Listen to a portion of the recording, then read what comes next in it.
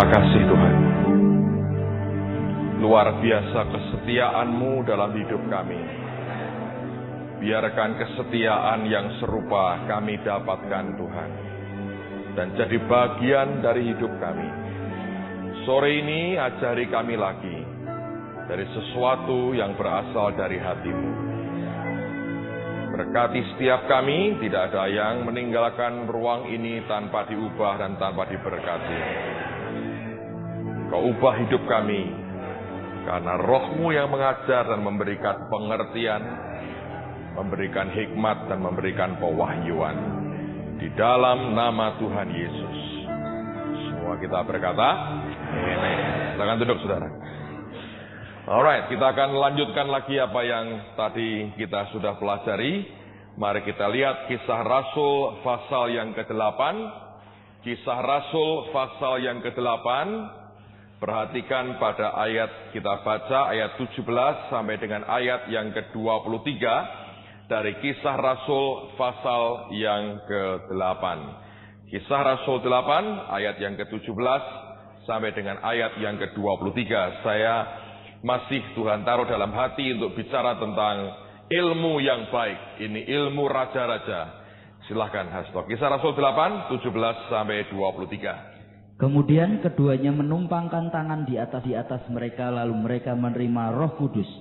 Ketika Simon melihat bahwa pemberian Roh Kudus terjadi oleh karena rasul-rasul itu menumpangkan tangannya, ia menawarkan uang kepada mereka, serta berkata, "Berikanlah juga kepadaku kuasa itu, supaya jika aku menumpangkan tanganku di atas seseorang, ia boleh menerima Roh Kudus."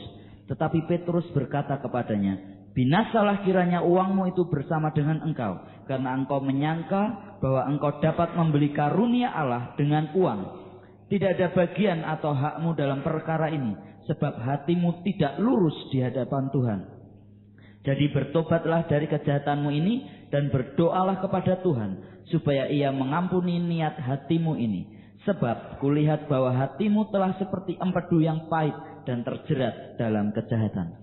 Anda perhatikan akan ayat yang ke-21 ketika Petrus dengan tegas berkata, "Tidak ada bagian atau hakmu dalam perkara ini." Dalam perkara apa? Dalam perkara Tuhan memakai dia seperti para rasul. Dia mau berkata begini, kamu mengira engkau bisa beli akan karunia, pengurapan, apa yang Tuhan kerjakan lewat kami, engkau bisa beli dengan uangmu? Dia berkata, tidak ada hakmu. Dan dia berkata bahwa tidak ada bagianmu dalam perkara ini. Mengapa? Dia jelaskan, sebab hatimu, apa saudara? Tidak lurus di hadapan Allah. Dan dia berkata, ayat yang ke-23, sebab kulihat bahwa hatimu telah seperti empedu yang pahit dan terjerat dalam kejahatan. Nah, inilah yang saya mau katakan, tekankan berulang-ulang. Betapa pentingnya setiap orang yang mau hidup berkenan di depan Tuhan itu menjaga akan hatinya. Kita hanya bisa berkenan di hadapan Tuhan selama kita mau menjaga akan sikap hati kita. Bentuk kesombongan, keangkuhan, ketamaan, iri hati, dan segala macam kejahatan yang di dalam hati kita, kita harus mengizinkan Tuhan itu membongkarnya. Ketika kita membiarkan Tuhan membongkar segala sesuatunya, maka akan mulai terlihat bahwa betapa Tuhan itu mengasihi kita dengan memurnikan akan hati kita. Dan seringkali cara dia membongkar segala sesuatunya tidak begitu gampang. Dan seringkali melewati banyak hal yang sangat tidak enak, yang merisaukan, yang mengganggu, yang sangat menyiksa seringkali akan batin kita. Pengalaman yang tadi saya sampaikan dalam 2 kesaksian, saya harap memberikan Anda pengertian. Dibutuhkan suatu proses tertentu untuk membuat kita sadar bahwa aku ini salah, sikapku salah, aku tidak benar, aku bergantung kepada manusia, aku iri dengan yang lain. Itu membutuhkan suatu kondisi tertentu yang begitu pahit seringkali, tapi menyadarkan siapa sebenarnya kita di hadapan Tuhan. Sebab kalau orang berkata, "Pak, saya mengoreksi diriku sendiri." Sebetulnya tidak bisa orang itu mengoreksi dirinya sendiri. Mestinya Roh Kudus yang harus mengoreksi kehidupan kita, baru akan nyata benar kondisi kita yang sebenarnya. Kalau kita ingin satu hari kelak Tuhan memakai kita dengan cara yang luar biasa, tidak ada pilihan lain kecuali saudara minta, ya Tuhan luruskan hatiku di hadapanmu. Kalau engkau tidak meluruskan hatiku di hadapanmu, maka tidak ada hak dan bagian kita dalam pekerjaan Roh Tuhan pada akhir zaman ini. Saya punya kesaksian lain yang saya mau bagi buat saudara. Ini realita kenyataan yang sebenarnya, dan saya berharap saudara bisa menangkap apa yang saya saksikan ini. Saya lupa, saya pernah cerita belum ya? Saya pernah cerita nggak? Ada hamba Tuhan yang sakit hati, dan I don't know. Saya cerita, kalau Anda sudah dengar beritahu saya ya. Oke. Ini kejadian nih saudara. Di awal-awal kami mulai mengalami pertumbuhan. Nanti kalau saudara kembali ke gerejamu, Anda akan lihat kenyataan-kenyataan ini. Ketika sebuah kelompok ini mulai berkembang, sebetulnya makin lama itu magnetnya, istilahnya yang saya pakai ya, magnetnya untuk narik orang gabung ke dalamnya dan lompat ke dalamnya itu makin lama makin besar. Ini seperti restoran saudara, makin laris, orang makin antri, makin sepi, orang makin tidak pengen ke sana. Ini saya tidak tahu mengapa, tapi ini kenyataan. Nah, di awal itu ketika terjadi begitu, sampai sekarang masih terjadi ini. Saya melihat kalau kebaktian kami yang Sabtu itu memang murni jemaat. Kebaktian Minggu pagi itu murni jemaat. Kebaktian Minggu sore itu sebagian jemaat, sebagian pengunjung. Nah, pengunjung ini pun terbagi dua. Sebagian pengunjung tetap yang memang karena sebetulnya bergereja di tempat kami tapi belum terdaftar dalam keanggotaan. Karena kami tidak terlalu gampang terima orang jadi anggota. Terutama kalau pindahan dari gereja lain. Yang pertama paling gampang minta surat pindah dari gerejanya. Tapi Anda pernah bayangin nggak, sebuah gereja sekian tahun lalu mengalami begini. Dalam satu minggu, tiap hari 3 atau 4 jemaatnya menghadap gembalanya minta pindah. Dan semua mereka berbondong-bondong mau pindah di tempat kami. Kalau Anda gembalanya, sakit nggak hatimu saudara sebetulnya? Sakit kan? Sejak itu kemudian dihentikan, tidak ada surat pindah. Jadi tidak pernah diberikan surat pindah. Nah, kami berkata, kalau kamu nggak dapat surat pindah, kamu harus sekian bulan setia dan aktif dalam kelompok mesbah keluarga kami. Itu kelompok cell group. Nanti kalau kamu sekian bulan didapati setia, dan kamu rajin, kamu aktif, mulai mengerti gereja ini arahnya mau kemana, cara kami bagaimana, tetap Anda merasa nyaman, saudara baru mulai mengajukan jadi keanggotaan. Itu pun harus ada approval, persetujuan dari ketua mesbah keluarga. Dinaikkan nanti ke rayonnya, dicek lagi, dinaikkan lagi. Pokoknya makan waktu itu berbulan-bulan. Sebagian malah prosesnya bisa setengah tahun, bahkan ada yang lebih itu tetap nggak diberi. Karena nanti kita saring, kita lihat lagi, setelah sekian bulan dicek lagi, setia nggak, masih. Jadi itu membutuhkan akan proses panjang. Memang disengaja begitu. Karena sebetulnya dari dasar hati saya yang paling dalam, saya ingin pertumbuhan yang murni, yaitu jiwa-jiwa yang diselamatkan. Seperti kayak minggu yang lalu kita membaptis berapa ya? 85 jiwa. Itu murni jemaat baru. Itu hasil dari kita buat altar call dengan Samuel Doktorian. Anda ngikuti kan? Jadi dari yang maju ke depan itu, yang orang yang murtad singkirkan, dilayani sendiri, yang belum baptis ditawari baptis. Nah, mereka terjaring 85 orang baru. Itu yang kami baptis. Jadi sampai dengan bulan apa ini sekarang? April, Mei awal ini kita sudah baptis. Tahun ini kurang lebih sekitar 400 sekian orang yang sudah kami baptis. Jadi ini bertambah karena setiap tahun minimal 1000 something, 1000 lebih yang kami baptiskan. Dan itu pertumbuhan yang saya happy, saya suka. Kalau penambahan dari jemaat luar itu ya bukannya menolak, itu tidak ada hak kami untuk menolak orang pindah. Tetapi tidak semuanya itu bisa sehat perpindahannya, ngerti ya? Jadi kami buat begitu. Nah, tapi ada juga yang begini, yang terutama kebaktian sore itu, mereka punya gereja di tempat lain, ya. Kalau pagi kebaktian di gerejanya, kalau sore ke tempat kami. Nah, ini kejadian satu hari, saudara. Ada sekelompok pendoa syafaat dari sebuah gereja. Ini benar-benar pendoa syafaatnya yang notabene cukup dekat dengan gembalanya. Kalau sore, mereka diam-diam kebaktian di tempat kami. Kalau pagi, mereka kembali ke gerejanya. Gembalanya nggak tahu. Mereka satu rombongan itu datang. Pagi kebaktian di gerejanya, sore ke tempat kami. Setelah sekian waktu mereka jalan seperti itu, maka si pendoa ini mulai ngomong dengan pendetanya. Berkata begini, Pak, kita ini nggak ada urapan loh Pak, kebaktian kita. Coba Bapak kapan-kapan ninjau Pak di tempatnya Pak Petrus Agung. Itu urapan sekali Pak. Di sini kita nggak ada urapan loh Pak. Lalu dia bilang, pendetanya berkata, ya doakan supaya kita juga ada urapan. Anda tahu cara ngomong begitu sangat tidak dewasa dan sangat tidak bijaksana. Tetapi mungkin dari sekedar rasa luapan orang lagi bersemangat gitu ingin melihat perubahan dalam gerejanya. Nanti saya berikan peringatan kepada saudara ya. Anda 6 bulan di sini, itu yang kami alami nular ke saudara. Begitu nanti Anda pulang ke gerejamu masing-masing, hati-hati, jaga hati, jangan suka ngeritik loh saudara. Karena Anda akan dengan gampang ngeritiki gembalamu loh nanti. Loh kok begini ya, ini nggak begini nih, harusnya begini nih, aku belajar begini nih. Ribut ujungnya saudara. Dan sudah berkali-kali terjadi. Walaupun setiap tahun saya ingatkan seperti ini, tapi kenyataan nanti berbeda sekali. Anda akan mengalami beberapa masa itu gelisah. Ya, tapi nanti saya harap Roh Kudus akan tolong saudara ya. Hanya itu yang bisa saya buat, saya tidak bisa lebih daripada itu. Nah, pertama mulai begitu, gembalanya berkata, ya didoakan supaya Tuhan memberikan urapan. Mereka berdoa dengan gembalanya, doakan. Ngomong lagi, dari mana saya tahu ini? Nanti gembalanya itu cerita dengan saya langsung.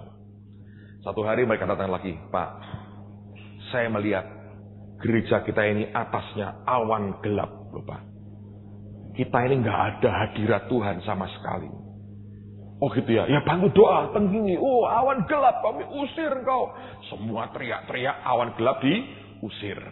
Nah, setelah peristiwa itu, terus setiap kali mereka datang ketemu pendetanya, setiap minggu mereka cerita bagaimana Roh Tuhan melawat di tempat kami, tetapi sekaligus mereka sebetulnya juga mencela gerejanya sendiri. Nah, seperti yang saya alami tuh. Dibandingkan terus saya melihat Betani maju, tempat kami nggak bergerak apa-apa, ini maju, ini tidak ada apa-apa. Tanpa orang ngomong, hati saya teriritasi loh. Ditambah ketika orang-orang ini, orang-orang pendoa syafaatnya, yang dia dekat setiap kali ketemu seharusnya itu merupakan tim yang mereka bisa kuat berdoa bersama-sama, ternyata yang dia terima cuman dibanding-bandingkan. Nah, saudara. Ketika mulai dibanding-bandingkan, lama-lama hati beliau ini teriritasi. Terus keluar perkataan begini. Orang kok dipuji-puji terus. Aku dijelek-jelekin terus. Pasti kan dia punya kelemahan. Tahu apa yang terjadi? Dia cari info. Petrus Agung itu kelemahannya di mana? Kekurangannya di mana? Dalam hati saya bilang, langsung tanya ke saya beri daftar panjang kelemahan saya dan kekurangan saya. Tapi itu membuat hatinya panasnya luar biasa. Lama-lama dia marah-marah sekali. Lalu kemudian beliau ngomong dengan almarhum Pak Samuel Elkana. Dia bilang, aku nggak tahan. Ini aku sudah marah dengan dia. Loh kenapa? Dia cerita, masa orang dibaik-baikin terus. Aku dikritik oleh jemaatku sendiri. Masa bisa begitu? Nggak mungkin dong, mesti orang itu punya kelemahannya. Pak, saya bilang, ya jelas tuh punya kelemahannya. Lalu kemudian Pak Samuel Elkana mampir ke kantor saya waktu itu. Dia berkata, kamu kenal hamba Tuhan ini? Ya, saya kenal. Dia tidak suka hati dengan kamu. Kenapa? Saya bilang, aku ketemu dengan dia pun tidak pernah. Nyinggung dia tidak pernah. Ngomong tentang dia tidak. Dia termasuk orang yang saya hormati. Dan saya berkata, apa yang salah? Dia bilang, aku juga nggak tahu. Tapi dia sudah nggak tahan. Dia tersiksa dengan hatinya sendiri. Lalu Pak Sam ini memberi nasihat. Kalau bisa, kamu datengin dia dah, selesaikan. Saya bilang, ya dah, aku berdoa dulu ya. Nanti aku cari timing yang baik. Saya doa. Tuhan, apa yang harus aku buat? Satu pagi Tuhan berkata pada saya, pagi-pagi itu, datangi dia. Supaya apa Tuhan? Minta maaf ke dia. Karena aku nggak ada urusan. Dia bilang, iya. Tapi itu merupakan sikap hati yang membuat kalian bisa mengalami rekonsiliasi yang baik. Itu artinya kamu mau rendah hati. Saya bilang, baik Tuhan. Saya telepon beliau pagi itu, kira-kira jam 7:30 saya telepon. Saya bilang, Pak, saya mau ketemu Bapak. Waduh, aku sibuk sekali. Karena dari jam 10 nanti sampai ke atas tuh aku sibuk antar sekolah ini. Dari jam 10. Loh, Bapak kan di rumah sekarang. Iya. Kalau boleh Pak, saya hanya butuh 10 menit sampai ke tempat Bapak. Saya janji hanya ngomong 15 menit, lalu saya pulang. Jadi sebelum jam 8 lebih sedikit, saya sudah pulang Pak. Bapak kan jam 10. Dia tidak bisa ngomong. Ya udah, nggak apa-apa lah. Saya tunggu. Tutup teleponnya, saya ajak staf saya satu. Saya berkata, kamu ikut aku, Bapak ikut saya. Dari saksi pembicaraan supaya enak. Saya bawa teman. Tanpa mengerti harus ngomong apa, saya bilang, Tuhan, beri aku hikmat Tuhan. Sampai di rumah beliau, saya masuk di ruang tamunya. Dari dalam, istrinya panggilkan, dia keluar. Ya, biasa kita basa-basi. Seringkali basa-basi itu nggak bagus juga, seringkali bagus. Kalau sekedar basa-basi biasa, oke. Tapi kalau terlalu banyak basa-basi, akhirnya jadi basi, saudara. Ya, jadi bukan basa-basi, tapi basi-basi akhirnya, nggak enak. Lalu saya bilang begini, Pak, saya datang kemari, tujuan saya ini begini, Pak. Kalau ada hal-hal yang saya kerjakan, baik sengaja maupun tidak sengaja, yang membuat Bapak kurang berkenan, saya ini mohon maaf. Mohon saya diampuni, Pak. Kalau ada hal-hal yang saya lakukan dalam pelayanan saya yang membuat Bapak tidak berkenan, mohon saya diampuni. Dia ngomong apa? Sebetulnya kamu tidak salah. Terus dia cerita ini, saudara. Saya terus dibandingin sama kamu. Wah, saya bilang, Pak, saya tidak tahu. Ya, saya ngerti itu. Memang ini hati saya sendiri lagi panas. Saya sampai ngomong, masa orang tidak ada kesalahannya? Terus terang dia bilang, aku sampai cari-cari kesalahan, kelemahanmu di mana? Saya kaget juga loh. Ingat loh, hati ya saudara, kalau Anda tidak beresin cepat, itu bisa mengarah kepada sesuatu yang jahat loh. Seperti yang Petrus tadi berkata, sudah pahit, empedu, seperti empedu terjerat dalam apa? Kejahatan. Waduh, saya kaget, dia cerita semua saudara. Dia keluarkan unek-uneknya. Saya geleng-geleng, saya bilang, Tuhan, aku gak ngerti apa-apa loh Tuhan. Ini reaksinya dia sendiri. Tuhan hanya diem aja, saya diberi damai. Setelah dia ngomong panjang lebar, lama saudara, dia cerita semua, dia bilang, aku ini kondisinya begini, ini dibandingin terus. Aku bilang, kalau kamu mau pindah aja semua, saya usir Pak mereka. Ini mereka mau pindah ke tempat Bapak karena saya usir aja. Daripada saya tiap minggu dibanding-bandingin. Saya bilang, wah jangan begitu Pak. Dan sebagainya. Lalu kemudian saya bilang, ya Pak, pokoknya saya sudah tidak mau ganggu waktu Bapak lama-lama. Mohon saya didoakan Pak. Supaya Bapak memberkati saya. Oh iya. Lalu kemudian dia doakan saya. Setelah doa, ya Pak, sekali lagi kalau yang ada yang membuat Bapak tidak berkenan, saya mohon dimaafkan. Oh nggak apa-apa. Ya hati saya sudah lega lah sekarang, sudah ketemu gitu. Memang kita nggak ada apa-apa, memang kamu nggak salah sebetulnya. Terus dia salamin saya. Nah kemudian saya pulang lah, damai hati saya. Saya terus nggak lama ke Amerika dengan istri saya. Sebulan saya pergi. Dulu kalau ke Amerika saya saudara sebulan, saya nikmati betul, saya muter-muter sebulan. Pulang mampir di Jepang, dari Jepang baru kemudian ke Singapura dan ke Indonesia. Saya lelah sekali, kami terbang 24 jam lebih dari Amerika sampai balik ke kota Semarang. Saya tiba-tiba kira-kira jam 3:30 sore sampai di rumah. Ini mata sudah nutup separuh saudara. Sudah kepingin tidur karena itu kan kacau jamnya, jet lag kan saudara. Tiba-tiba saya tahu ada answering machine di nomor telepon di telepon saya. Saya pencet, lalu kemudian ternyata hamba Tuhan ini yang telepon. Dia bilang, Pak, kalau bisa mohon telepon saya sekarang ini Pak. Thank you. Dan itu persis hari itu dia telepon. Jadi kira-kira setengah jam atau sejam sebelum saya sampai di rumah. Saya telepon dia. Terus disambungkan oleh stafnya. Dia bilang begini, Pak, bisa nggak ke gereja saya sekarang? Loh kenapa? Ada staf saya kerasukan setan. Dari pagi saya tengkingi tidak bisa keluar ini. Tolong Bapak datang. Nah dia sudah diomongi oleh jemaahnya tadi pendoanya ini. Wah ini urapan, Bapak kurang urapan gitu kan. Dan waktu menghadapi orang kerasukan saudara. Seharian tengkingi dia nggak bisa lepas. Saya nggak bisa apa-apa. Saya bilang, ya baik Pak, saya kata. Sudah teler betul, saya hanya bisa mandi dengan sisa kekuatan yang ada. Saya ngomong istri saya, kamu bantu doa dan kamu tidur lah. Kalau kamu sampai ketiduran nggak berdoa ya sudah bukan salahmu. Aku juga pengen tidur sekarang ini, capek sekali. Koper belum dibongkar, pengen segera tidur, nggak tahan di badan saudara. Saya mandi, agak segeran dikit, saya ganti pakaian, saya keluarkan mobil saya. Saya pelan-pelan jalannya sambil bahasa roh, karena ngantuk betul saya saudara.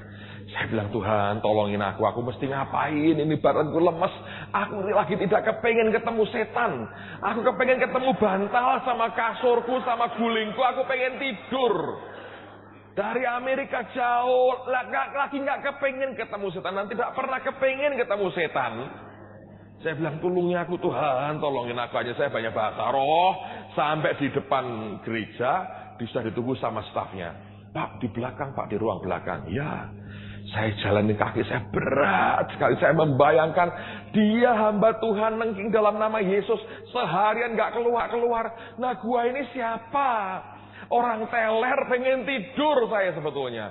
Saya jerit dan saya Tuhan tolongin saya. Saya gak bisa, aku gak berdaya ini. Saya tapi tetap jalan. Mau gak mau sudah saya mau jalan sudah. Saya coba segagah mungkin saya bisa. Tapi gak bisa karena ini mata sudah kepengen tidur. Tapi ini yang terjadi saudara. Kalau kita ya mau beres di hati kita, Anda mau rendah hati, Anda mau ngikuti aja yang Tuhan perintahkan, penyertaan Tuhan tetap luar biasa. Ini yang saya alami. Sampai detik ini saya bingung apa yang terjadi. Saya tidak tahu. Saya masuk, pintu dibuka. Saya masuk satu langkah. Badan saya sudah muncul. Ketika pintu dibuka, itu mereka yang sudah megangi stafnya laki itu. Dipegangi seharian saudara, sampai merah semua. Sampai itu gosong betul karena dipegangi dengan keras. Sekarang berontak sekali. Lalu si pendeta dan teman-temannya yang megangi yang kerasukan ini, tahu pintunya bunyi ada orang masuk, mereka lihat ke saya. Orang yang kerasukan noleh ke saya. Lucu saudara. Waktu saya lihat ke mereka, orang ngantuk loh nih, orang ngantuk saudara, orang kepengen tidur. Ini mereka lihat termasuk yang kerasukan itu matanya ke arah saya. Teriak jerit, keluar, lemes sadar. Pendetanya bilang, urapan betul. Padahal ngantuk sungguh saya saudara. Bukan urapan menurut saya loh, saya nggak berasa apa-apa. Saya hanya bilang Tuhan, Engkau Tuhan yang sungguh baik. Kira-kira nih saudara, begitu saya mulai melangkah, saya masuk, itu setan diinjek sama Mikael, ngek, keluar ya saudara, kayak film kartun. Saya sadar bukan saya kok. Bangun saya bilang, ada apa? Wah puji Tuhan Pak, heran sekali, lihat Bapak teriak ini setannya. Dalam hati, puji Tuhan, gue bisa pulang tidur tanpa ribut dengan setan. Bangun, saya bilang kasih minum, kasihan. Badannya capek semua, kasih minum, saya bilang, perlu dikasih makan ini. Ya Pak ini, waduh kami seharian. Dan kami terlibat dalam pembicaraan yang sangat baik.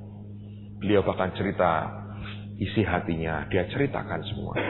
Saya mau berkata kepada saudara, ada saat-saat di mana Tuhan itu terus mengerjakan hati kita. Tapi juga Anda mesti waspada, seringkali hati kita dengan gampang itu teriritasi, terluka, tergores ya oleh karena berbagai hal di sekitar kita yang tidak nyaman buat kita. Kalau kita mau jaga hati kita dengan segala kewaspadaan, saudara akan mengalami Tuhan bekerja lewat hidupmu dengan cara yang luar biasa. Dan dibutuhkan menurut saya sikap yang mau merendah dengan Tuhan. Rendah hati itu merupakan hal yang sangat vital dalam hidup kita. Dan saya bersyukur, saya beritahu saudara, sampai hari ini saya tetap yakin, saya dan semua hamba Tuhan butuh nasihat dari orang lain. Butuh mendengar suara Tuhan lewat orang-orang sekitar kita. Karena seringkali kita merasa, aku sudah hebat. Aku tidak akan mungkin salah.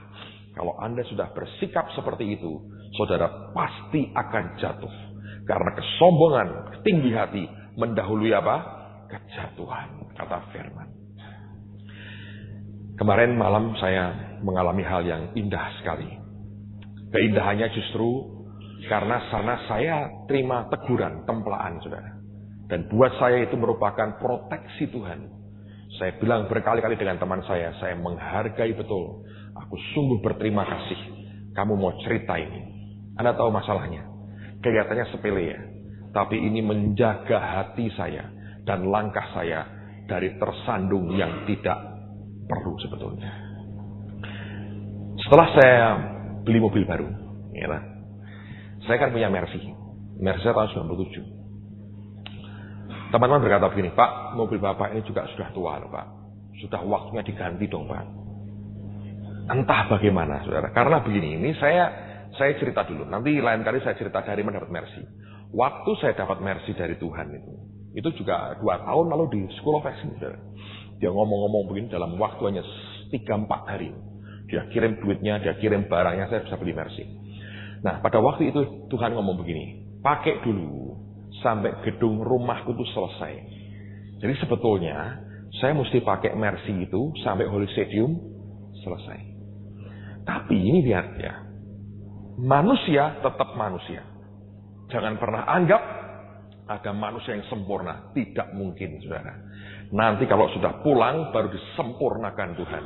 Selama di dunia kita ini tetap bergumul dengan daging. Nah, kalau kita sombong, seakan-akan sudah tidak butuh manusia lain, saudara akan jatuh. Nah, ketika beberapa orang berkata, iya Pak, ganti aja, terpengaruh, saudara. Tetap bisa kemarah, Pak. Tetap marah. Manusia tetap manusia. Punya banyak kelemahan. Saya mulai ngomong sama istri saya, iya ya, kita ganti. Lalu kita sepakat. Ini kita jual. Lalu kemudian kita gantiin mobil lain yang mungkin lebih simple. Saya bisa pakai harian saya. Karena yang kami belikan gede itu untuk keluarga. Jadi lebih baik ini aja, caranya begini aja. Kasih runding. Saya sempat ngomong sama teman saya ini, wah kita mau begini, gini. Dia tadinya diam, saudara. Lalu kemudian, hari apa ya, saya lupa itu. Jumat, kalau nggak salah Jumat atau Sabtu, Jumat malam. Tiba-tiba saya mau tidur. Tuhan tuh, Roh Kudus tuh, ada yang nusuk di hati saya. Saya tahu, ini tentang Mercy. Saya ngomong sama istri saya, wah ini tidak boleh dijual. Tidak boleh dijual. Batalin semua rencana menjual. Jangan. Ada yang nusuk di hati saya. Saya berasa, waduh, ini ada hal yang Tuhan tidak suka. Yaitu rencana mau jual Mercy. Terus saya bilang, sudahlah, tunda dulu sampai waktu yang tidak terbatas. Kita nunggu Tuhan aja. Lalu istri saya bilang, iya ya, kan Tuhan berkata suruh pakai dulu sampai gedungnya selesai, Holy Stadium selesai. Ini kan belum selesai, kok kita mau ganti mobil yang ini, kok mau diganti. Waduh, iya, betul juga, keliru. Dan kemudian Tuhan itu ngomong begini sama saya, hari berikutnya. Setelah saya batalkan itu, dia bilang, bagus. Dan kalau kamu mau jual ganti mobil lain itu, kamu kok cuma sebegitu sih? Kasarnya begini, kamu kok jadi, kasarnya gini, kamu kok jadi turun begitu sih? Ngerti sudah? Saya bilang, ya Tuhan, ampun Tuhan, aku ini keliru. Nah, hari Minggu sore, saudara, sebelum kebaktian, saya di green room di ruang belakang gedung kami. Teman saya ini datang, dia bilang, aku ini sebetulnya mau cerita dengan kamu, tapi aku lagi tunggu waktu yang tepat. Nah, saya cerita dengan dia sebelumnya. Wah, aku ditegur Tuhan ini. Karena mau jual mobil aku nggak jadilah, tetap mau tak pakai dulu. Dia bilang, wah itu yang aku dapetin. Dia tidak ngomong dari Tuhan, saudara. Karena dia berkata, ini dia nggak berani ngomong dari Tuhan. Karena orangnya nggak biasa Tuhan berkata. Enggak. Dia hanya seringkali pakai akal sehat, make sense saja gimana. Orangnya kan, setiap orang kan beda ciri-cirinya. Teman saya ini nggak terlalu roh-rohan Tuhan berkata. Tapi dia tetap nurut kalau Tuhan suruh. Nah, dia bilang, sebetulnya aku ini mau ngomong sama kamu. Lagi nunggu waktunya yang terbaik ngomong dengan kamu dengan enak. Dia bilang, apa? Betul. Dia bilang, ada pertimbangan-pertimbangan yang aku pikir tidak bijaksana kalau kamu bertahan menjual mobil itu. Saya bilang, kenapa? Satu, kamu sendiri ngomong. Tuhan berkata, pakai sampai gedung itu selesai. Ini kan belum selesai. Kok sudah kamu ganti? Sangat tidak memberi contoh pada banyak orang. Kalau kamu yang percaya Tuhan bicara dan kemudian tidak kamu taati sendiri, nanti kamu tidak jadi teladan. Saya bilang, betul. Itu yang tadi aku bilang. Tuhan tegur berkata, karena aku sudah bilang, pakai dulu sampai gedung selesai. Terus yang kedua, ini poin yang dia sampaikan. Dan ini yang paling kena di hati saya. Dia berkata begini, saya bahkan tidak tahu, saudara. Saya bahkan tidak, istilahnya, ngeh bahwa saya itu begitu. Tapi dia ngomong begini, sedang kami aja yang tidak full time ingin nyontoh hidupmu kok. Kok kamu ingin seperti yang lain? Dalam hal apa? Saya bilang gini, kalau kami perhatikan, setiap kali hidupmu ini, kamu mau beli mobil, kamu tidak pernah jual mobil lama. Selalu apakah mobil lama kamu tabur, kamu persembahkan, atau kamu berikan ke orang lain. Selalu begitu. Kamu tidak pernah berpikir, saya beli ini ya, nanti kalau dijual harganya tinggi, tinggal nombokinya nggak banyak. Tidak pernah kamu berpikir begitu. Karena aku lihat berulang-ulang, selalu kamu persembahkan buat Tuhan, atau kemudian kamu berikan ke orang lain. Dan itu betul, saudara. Saya baru kaget, iya ya. Aku ini nggak pernah jual beli mobil. Tidak pernah saya jual mobilnya, terus ditombokin duitnya, kemudian belikan yang lebih baru. Nggak pernah. Berulang-ulang dia berkata, berikan kepadaku, saya berikan. Jadi, itu mulainya begini. Mobil pertama saya dikasih. Terus kemudian diberikan. Lalu mobil kedua diganti. Ini persembahkan buat Tuhan. Diganti mobil ketiga. Persembahkan buat Tuhan lagi. Gitu. Terus kemudian dapat ini Mazda. Itu. Mazda ini juga kasihkan ke orang lain. Ganti Tuhan BMW. Persembahkan ke Tuhan lagi. Lalu ganti Mercy. Dikasih Mazda orang lagi. Persembahkan ke Tuhan lagi. Lalu diganti Mercy, kok mau dijual? Dari persembahan 2, 3, 4, 5, 6, persembahan yang ke-7 dijual. Dia bilang, aku perhatiin kamu tidak pernah. Dalam rekormu punya mobil itu kamu jual itu tidak pernah. Nah kok sekarang kamu jual? Aku aja pengen tiru. Kalau bisa hidup kayak begini tuh enak. Tidak mikirin apa-apa. Sudah nggak kepake itu waktunya. Berikan ke orang lain. Persembahkan ke Tuhan. Dapat ganti mujizat lagi. Kasihkan Tuhan lagi. Kasihkan orang lagi. Itu hebat. Loh kok kamu mau ikut-ikutan saya? Jual mobil, tombokin, beli lagi. Kan itu. Kamu sebetulnya sedang ke arah yang lain. Saya diam, saya bilang. Betul. Yang kamu bilang. Itu buat saya anugerah, saudara. Saya bilang, iya ya. Yang kamu omong itu betul. Saya terdiam lama, saudara. Saya bilang, Tuhan, kalau dia nggak jelasin begini, aku ini nyimpang. Aku yang ngalami. Bahkan tidak sampai ngelihat begini. Orang lain ngelihat. Ini kamu beri. Persembahkan ke Tuhan terus. Dan dia bilang, Mercy ini pun, dia bilang, nanti lihat. Paling-paling kalau nggak kamu persembahkan buat pekerjaan Tuhan, kamu kasihkan ke orang lain lagi. Karena aku lihat dari awalnya begini, nggak mungkin nyimpang. Kalau nyimpangnya lebih hebat, nggak apa-apa. Ini nyimpang ke yang jadi biasa-biasa. Jadi mungkin untuk satu saudara di antara kita, mungkin lah ya, mungkin tidak juga, tidak tahu. Pokoknya itu mungkin saya karena itu. Jadi, saya bilang, iya ya. Saya bilang, semalaman saya bilang. Sampai tadi sore, saudara. Saya masih bilang, Tuhan, aku berterima kasih. Ada orang yang mau cerita dari hati ke hati. Bicara tentang ini dan aku tahu persis Tuhan yang sebetulnya berbicara lewat hidupnya. Amen, saudara. Saudara pun kelak sama. Belajar mendengarkan suara Tuhan lewat orang lain. Walaupun tidak diembel-embelin dengan perkataan Tuhan berfirman. No. Kalau orang berbicara, dengerin dulu, saudara. Siapa tahu itu betul-betul sesuatu yang tulus dan yang murni, yang menolong kita dari kejatuhan karena kita tidak cukup waspada. Saya beri kesaksian terakhir sebelum Anda selesai dan menikmati makan malammu. Saya sih tidak mendoakan saudara mengalami seperti yang saya alami.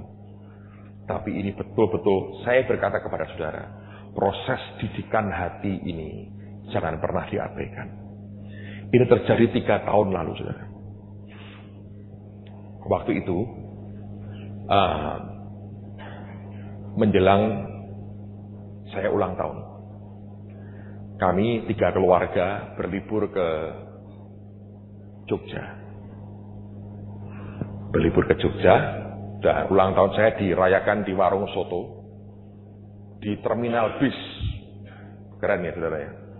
Dan itu kan ada tukang ngamen, diundang sama teman saya, suruh nyanyi lagu Happy Birthday. Anda bisa bayangin makan soto di terminal bis dengan banyak orang. Saya dikerjain, diundangin tukang ngamen, suruh nyanyi lagi Happy Birthday. Muka saya itu kayak soto bener, saudara. Saya bilang malu bener teh.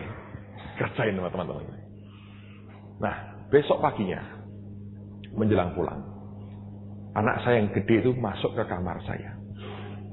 Dan anak saya sudah beritahu saudara, sejak umur 6 tahun pernah ketemu Yesus. Dan berulang-ulang itu dia dipakai Tuhan untuk menyatakan suara Tuhan. Dan bicara apa yang Tuhan mau. Waktu itu dia ngomong gini, Papa, tadi malam aku bermimpi. Wah, dia ngomong gitu serius saya. Tiba-tiba saya bisa berasa, ini pasti tentang aku. Dan ini berkaitan dengan umur dan nyawaku.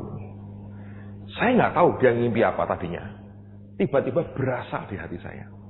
Saya bilang, coba kamu duduk. Kamu ngimpi apa? Ya, Pak.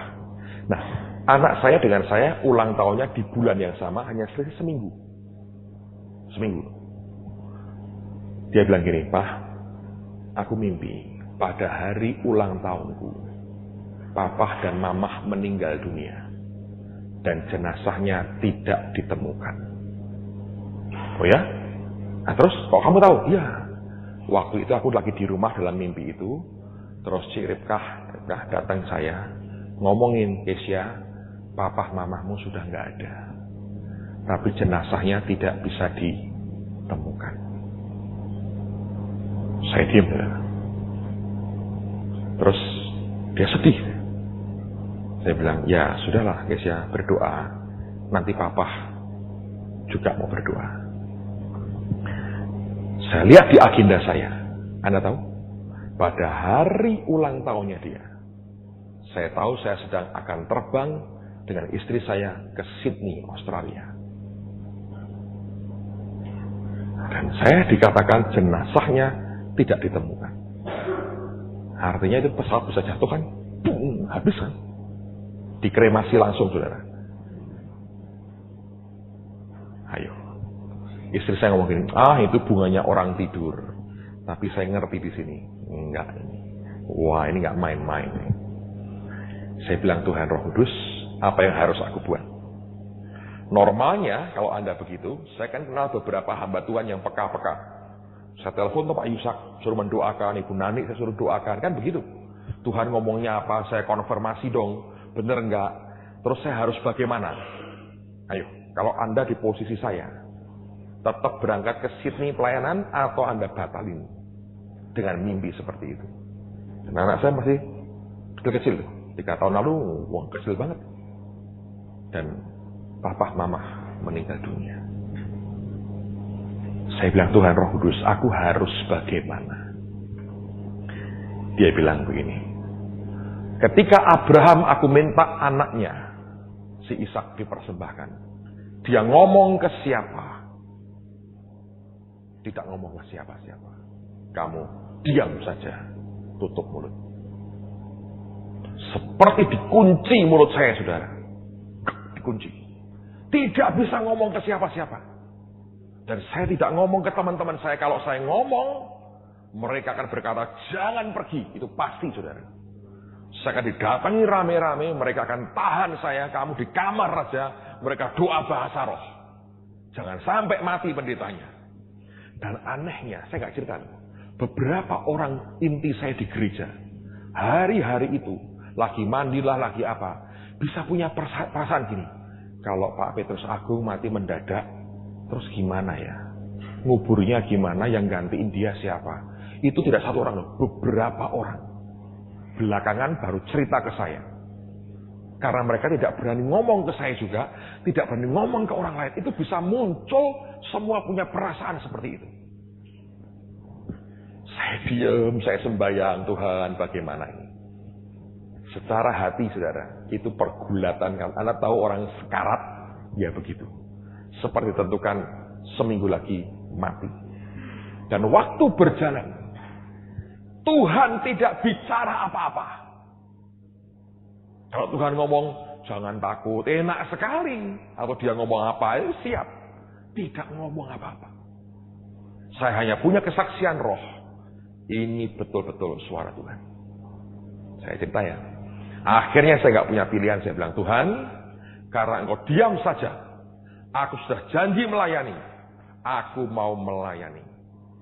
Berangkat, saudara, sama istri saya.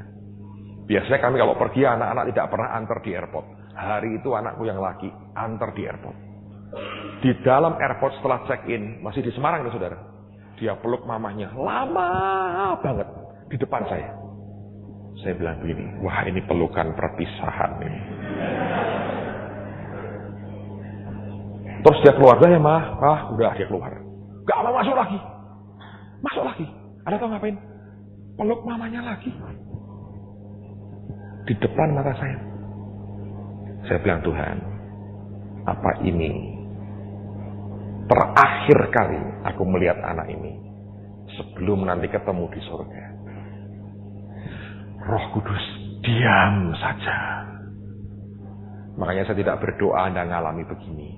Sakit ini, saudara, luar biasa ini. Kayak daging ini mau ditarik kemana-mana. Kayak mau hancur badan saya. Nah, sudah berangkat. Kami nunggu di lounge. Anak saya pulang.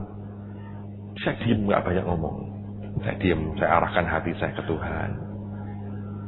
Tidak ada surat wasiat yang saya tulis. Nothing, saya bilang terserah dah. Saya bilang kalau waktunya harus pulang, ya pulang Tuhan. Dimanapun, cara bagaimanapun. Apa yang bisa aku buat. Pulang ya pulang. Jalan sudah, dipanggil boarding. Sudah gelap, saudara. Jalan. Baru keluar dari lounge menuju ke pesawat, saudara. Jalan. Itu kan ada paving blocknya. Ada satu paving yang sedikit menggelombang gitu. Istri saya nginjak itu, saudara. Terkilir kakinya. Langsung bengkak. Jalan itu sambil begini, saudara. Dan sampai di pesawat terbang, belum take off Semarang, saudara. Bengkak. Mikir lagi, Tuhan, apakah Engkau izinkan ini supaya dia pulang dan ngurusi anak-anak, yang pulang cuman aku? Mungkin Engkau mengubah keputusanmu. Istriku diizinkan sampai bengkak kakinya, tidak jadi berangkat, dan kemudian yang pulang hanya aku. Saya bilang begini, Yan, kamu mau di rumah, sengaja saya begitu. Kan kakimu bengkak kayak begitu. Mendadak, bengkak gede. Dia bilang, enggak. Tetap aku mau pergi. Saya nggak tahu di pikirannya. Mungkin sehidup semati. Oh ya, saya nggak tahu, saudara. Banyak orang tidak sehidup semati. Aku yang hidup, kamu yang mati, kan begitu. Naik ke tangga pesawat sudah kesusahan sekali. Terus saya langsung bilang kepada pramugarinya, saya minta kursi roda nanti ya. Karena bengkak gede banget, saudara. Dan begitu sampai di Jakarta, duduk di kursi roda. Tidak bisa berdiri, saudara. Sudah gede sekali. Lengkapnya. Semuanya beres diurus. Kami tunggu lagi di lounge. Sudah di kursi roda. Kakinya dibegini. Satu yang kanan. Gede mukanya. Saya bilang, Tuhan mau berangkat kok ada kayak begini. Apa yang Tuhan mau? Sampai akhirnya masuk pesawat, saudara. Dan saya sudah bilang sampai di Sydney saya tetap minta kursi roda buat istri saya. Udah turun, saya masuk pesawat. Saya bilang, Tuhan, aku tidak bisa keluar lagi. This is it. Kalau ini terakhir kali dan aku harus pulang, ya aku pulang. Terbang pesawatnya. Pesawatnya terbang. Saya beritahu saudara ya, dari Jakarta Sydney, goyang terus sepanjang perjalanan. Badai goncang terus. Itu seatbeltnya nyala terus itu. Goyang terus. Dan menjelang kurang lebih 3 jam atau 2 jam sebelum sampai Sydney, itu goncangannya makin kencang. Ngeri sekali. Saya bilang, ini dia. Wup sekali bablas. Bam, habis. Dan saya tahu persis hari ini. Hari ulang tahun. Pada waktu itu, lihat bukan sekarang. Hari ulang tahun anak saya. Istri saya bahasa roh terus. Saya diam bahasa roh. Saya bilang, Tuhan, apakah sudah waktunya kami pulang? Kalau Engkau panggil kami pulang, baik Tuhan, aku pulang. Keluargaku, gereja, aku serahkan dalam tangan Tuhan. Kami pulang Tuhan. Para goncangannya ngeri, saudara. Orang teriak-teriak semua. Ngeri sekali. Nah, itu paling ngeri yang pernah saya alami sekian puluh tahun saya naik penerbangan itu. Paling ngeri, saudara. Saya harap tidak pernah lagi yang seperti itulah, saudara. Anda nggak bisa ngapa-ngapain. Terjun juga nggak bisa. Mau apa nggak bisa, saudara. Terlalu mengerikan. Ketika saya lagi tanya seperti itu, Tuhan nggak berkata, ya kamu pulang sekarang, enggak. Dia malah tanya begini, ini aneh pertanyaannya. Kalau kamu tahu gereja A, nyebut nama gereja, tahu Tuhan. Kalau gereja A itu punya berhala, kira-kira berhalanya apa? Saya bilang, oh berhalanya ini Tuhan. Betul. Kalau gereja B punya berhala, oh saya bilang, ya berhalanya ini Tuhan. Sambil saya menduga-duga loh saudara. Ini ngapain arahnya ngomongin gerejanya orang? Ya bukan gereja orang, gerejanya dia sendiri sebetulnya. Ya. Kalau gereja C, ya berhalanya bisa begini Tuhan. Terus dia bilang, nah kalau gerejamu, kalau ada berhala, menurut kamu berhalanya akan apa? Paket saya. Langsung saya tahu maksudnya. Saya tanya istri saya. Ya Tuhan ini tanya kok aneh. Ini aku jawab. Terus dia tanya. Nah kalau gereja kita ini nanti ada berhalanya. Berhalanya apa? Sambil tutup mata dia bilang gini. Berhalanya Petrus Agung, katanya begitu. Dan itu betul. Saya bilang, Tuhan, apa Engkau melihat aku ini sudah jadi berhala bagi orang? Sehingga Engkau mau panggil aku pulang? Karena berhala harus dihancurkan, gitu? Dia bilang, tidak. Aku hanya mengingatkan kamu, supaya jangan sampai kamu jadi berhala. Karena itu, jaga hatimu. Waktu dia ngomong begitu, saya ngomong istri saya, kita nggak jadi mati. Loh, bener nih? Iya. Kenapa? Dia ngomong sama aku, jaga hatimu. Kalau mati, siapkan hatimu, ya kan? Nah, kalau jaga hati, kita masih hidup. Oh gitu ya? Amin, amin. Begitu selesai, tenang saudara. Semua goncangan itu hilang. Landing dengan mulus sekali, semua tepuk tangan karena masih hidup. Saya berkata, heran ya Tuhan ya. Keluar dari airport dengan kursi roda, Pak Pendeta yang jemput saya kaget. Loh Bu, kenapa? Berangkat kena begini. Oh, saya punya jemaat. Tukang pijet luar biasa katanya. Sambil dia jadi sopir taksi. diurut sama jemaatnya beberapa hari.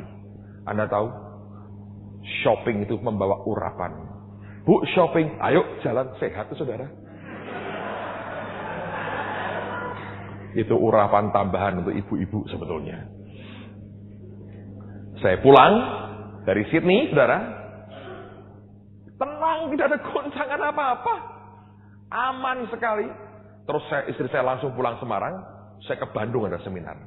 Besok paginya siapa yang bersama saya? Hasto ya, mungkin di Bandung. Hasto dengan saya ceritain dia dengan Pak Sugi, saya ceritain apa yang terjadi. Paginya saya telepon Pak Yusak, saya bilang, aku mau ceritain. Terus saya cerita gini. Dia bilang, wah, untung kamu lulus. Tuhan berkata itu betul-betul ujian. Dan kalau kamu mengabaikan perkataan Tuhan lewat anakmu, kamu betul akan dipanggil pulang oleh Tuhan. Karena Tuhan berkata, ini juga waktu baik buat dia pulang. Karena lagi di puncak, salah satu puncak, bunga lagi mekar, aku petik, masih bagus. Kalau dibiarkan nanti tidak hati-hati, busuk dia. Dan Tuhan berkata, itu ujian kerendahan hati. Kalau kamu mengabaikan perkataan Tuhan lewat anakmu, nggak mungkin kamu berangkat, itu akan terjadi. Kamu dipanggil pulang. Bayangin saudara. Saya lemes, saya bilang Tuhan, tapi aku dari awal Tuhan tolong saya. Karena apa yang anak saya katakan, Roh memberikan kesaksian. Jadi bukan semata-mata karena saya peka, karena super rendah hati, tidak. Tetap Roh Kudus yang tolong memungkinkan semuanya itu. Dan dia hanya berkata, jaga hati. Nah ketika dia ngomong jaga hati, saya ketawa, saya bilang, amin Tuhan, tidak jadi mati. Karena saya mengerti, Anda harus tahu cara Tuhan bicara. Kalau dia berkata, siapkan hatimu, pasti mati saudara. Itu gak lama, boom lah pasti. Tapi kalau dia berkata, jaga hati. Berarti belum berakhir usia saya. Sehingga hari ini masih ketemu dengan saudara. Ya tak? Tapi itulah Tuhan saudara. Dididik dalam berbagai pengalaman. Supaya meluruskan hati. Dan itu membuat saya sadar. Tidak usah kita bangga dengan apapun. Kita bermegah karena kita kenal dia. Bukan karena ada ini. Karena hidup ini cuma sementara. Anytime, kapanpun Tuhan berkata, selesai pulang, saudara tidak bisa berontak. Oleh karena itu, biarkan. Oleh karena anugerah rohnya dan pertolongan Roh Kudus, masing-masing kita jaga hati kita. Mari berdiri bersama-sama.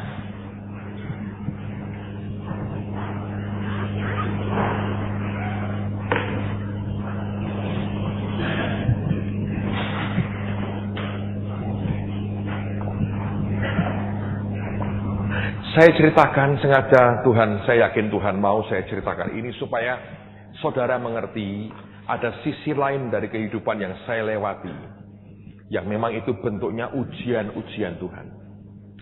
Dan jujur saya berkata, beberapa kali memang Tuhan uji soal diminta nyawa saya. Dan so far karena pertolongan Tuhan, saya tidak ada sesuatu yang membuat saya pertahankan nyawa saya. Dan itulah bagian-bagian yang hamba-hamba Tuhan, anak-anak Tuhan, mestinya akan sampai ke level seperti itu. Sebab kalau tidak, akan berbahaya sekali. Gereja kami atas nama gereja, tanah gedungnya atas nama gereja. Tidak ada yang atas nama saya pribadi. Radio kami semuanya, PT yang kami punya, tidak ada yang pakai nama saya pribadi. Hanya PT televisi yang tadi baru ditandatangani di notaris, istri saya dimasukkan karena sudah tidak ada orang lain lagi, tapi tetap saya tidak ikut. Dan dia pun ditulis bukan saham mayoritas, dan di bawah tangan sudah dikatakan bahwa ini semua milik gereja. Tidak ada kepemilikan apapun yang kami coba pertahankan. Saya tidak ingin membangun dinasti dalam hidup saya. Mari lakukan, kita selesaikan rencana Tuhan, kehendak Tuhan, pekerjaan Tuhan dalam zaman kita. Kalau hati kita dijagai murni, tidak ada yang secara daging kita mau pertahankan. saudara akan menikmati kasih sayang Tuhan yang luar biasa. Amen. Mari kita naikkan penyembahan di hadapan Tuhan. Terima kasih Tuhan. Thank you Jesus. Terima kasih Tuhan. Naikkan pujian ini, basuh aku di dalam darah-Mu anak domba. Yang lain itu tiada artinya. Dan biar kita tahu bahwa hanya Tuhan yang punya pengerti yang besar dalam hidup kita.